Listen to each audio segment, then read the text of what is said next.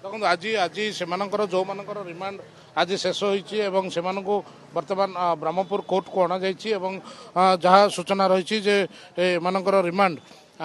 ଯେଉଁ 3 ଦିନ ଅବଧି ରହିଥିଲା 5 ଜଣ ଅଭିଯୁକ୍ତଙ୍କୁ ଏବଂ ଆପଣ ଏକ୍ସକ୍ଲୁସିଭ୍ ଭିଜୁଆଲ୍ ଦେଖିପାରୁଥିବେ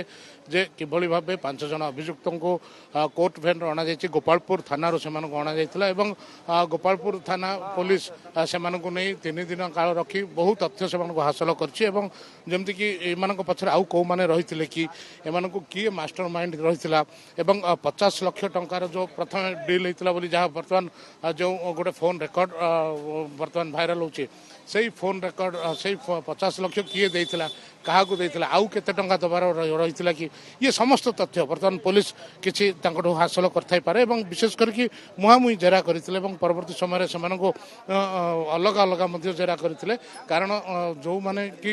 ତଥ୍ୟ ପ୍ଲାନିଂ ଥିଲେ ମାଷ୍ଟର ପ୍ଲାନ୍ ରହିଥିଲା ସେ ପ୍ଲାନ୍ କେତେ ଦିନରୁ ହେଇଥିଲା ଏବଂ Where ancient wisdom meets modern innovation, 100% internships, industry integrated curriculum, 72% placements. Sri Sri University, best of the East and the West, and best for your future. କାରଣ ଏଥିରେ ଖୋଦ୍ ନିଜ ଝିଆରୀ ଯିଏ ସୁଧୀରଙ୍କର ନିଜ ଝିଆରୀ ରହିଥିଲେ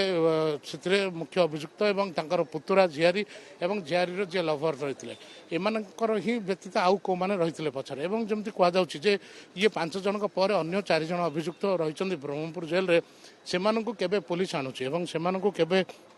ଆଣି ଜେରା କରୁଛି ଆଉ କିଛି ତଥ୍ୟ ରହିଯାଇଛି କି ପୋଲିସ ପାଖରେ ଏବଂ ଯେମିତିକି ଯାହା କୁହାଯାଉଛି ଯେ 3ଟି ବନ୍ଧୁକ ବ୍ୟବହୃତ ହୋଇଥିଲା ଏହି ଘଟଣାରେ କିନ୍ତୁ ଗୋଟିଏ ହିଁ ବନ୍ଧୁକକୁ ପୋଲିସ ଦେଖାଇଥିଲା ଆଉ 2ଟି ବନ୍ଧୁକ